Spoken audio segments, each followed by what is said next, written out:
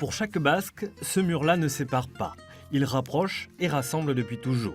Des deux côtés des Pyrénées, le fronton et la pelote font partie du paysage, du temps et de la culture. Dès que vous rentrez dans un village, vous avez le clocher de l'église et un fronton. Il n'y a pas un village au Pays Basque où il n'y a pas un fronton. Moi, quand j'ai commencé pour la pratique de la pelote, c'était pas comme maintenant, mais il n'y avait que la pelote basque chez nous. Avec les copains, on était toujours dans un fronton. Les récréations d'école, la récréation, c'était jouer à la pelote. Après l'école, on allait jouer à la pelote. Et le week-end, c'était pareil, quoi. Simple folklore ou sport de haut niveau, la pelote basque n'a jamais su choisir son camp. Et c'est peut-être ce qui explique que la discipline séduit peu en France. 75% des 20 000 licenciés français sont basques et l'essentiel des installations, frontons et trinquets, se trouvent dans cette même région. Sans compter le matériel, chistera, paleta et bien sûr pelote, souvent fabriqués dans le Pays Basque.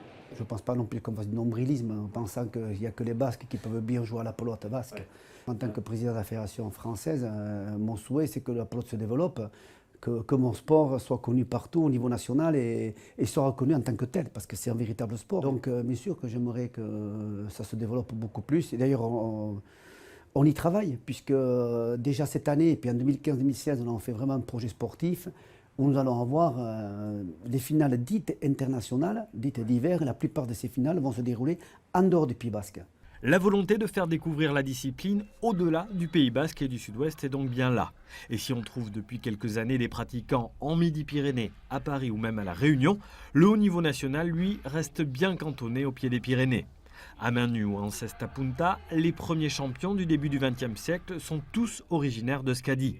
Aujourd'hui encore, le Pays Basque concentre une trentaine de pelotaris considérés comme professionnels, mais des pros au statut fragile. Il n'y a pas vraiment de circuit professionnel encore établi, mais justement par le fait qu'il y ait des professionnels un petit peu partout dans le monde. Et c'est pas évident pour faire une compétition sur une année. Donc effectivement, il faut avoir un travail à côté.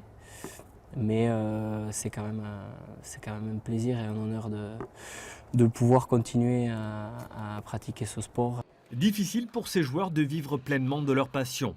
La faute sans doute à une faible médiatisation à l'échelle mondiale, car si en France la pelote est confinée au Pays Basque, elle n'est pratiquée que dans une trentaine de pays dans le monde.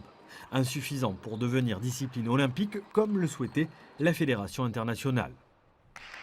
On le voit aujourd'hui, si les racines de la pelote basque sont solidement et durablement implantées dans leur région d'origine, à l'extérieur, son développement reste encore incertain.